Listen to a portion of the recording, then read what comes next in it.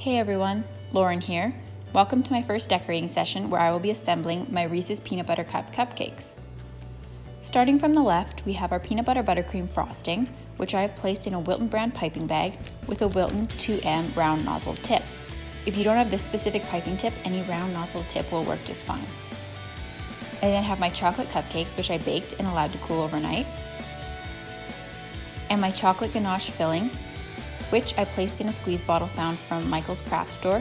This allows for perfect decorating. Then have our garnishes, which are chopped peanuts and chopped Reese's Pieces peanut butter cups. I use mini Reese's cups, but the regular size ones will work just the same. All these recipes are linked in the blog above. Now let's get started. The first step in assembling these cupcakes is to create a hole in the center of the cupcake for the filling.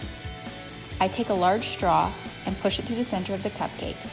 When I remove the straw, the core of the cupcake is removed, allowing for the perfect space for the ganache filling. I then take my ganache filling in my squeeze bottle and fill the cupcake up to the top.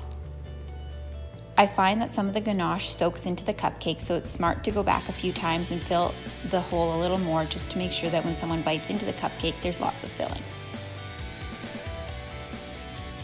Now it's time to add the peanut butter buttercream frosting. As I said before, I used a Wilton brand piping bag with a 2M round nozzle tip. I start by creating a ring around the outside of the cupcake, being sure to maintain a steady consistency and speed. As I work my way towards the center of the cupcake, the rings become smaller and smaller until eventually I reach the center, where I create a tip by squeezing and pulling up on the piping bag, just like so.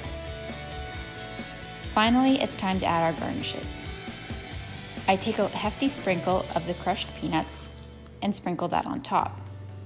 If you really like peanuts, you can add more, or if you're not such a big fan, you can add less. It's all personal preference. Now it's time for the Reese's peanut butter cups.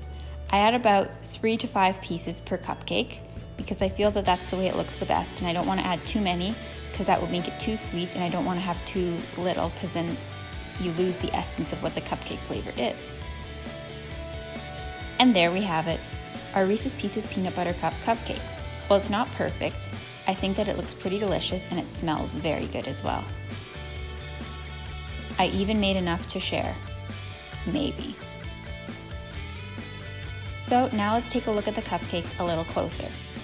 I'm going to use a knife to cut the cupcake in half so everyone can see a cross section of what I have created. I'm hoping that when I cut this in half, you can see the chocolate ganache filling throughout the cupcake. And there it is. Perfect, this was a great first video for decorating cupcakes. See you soon.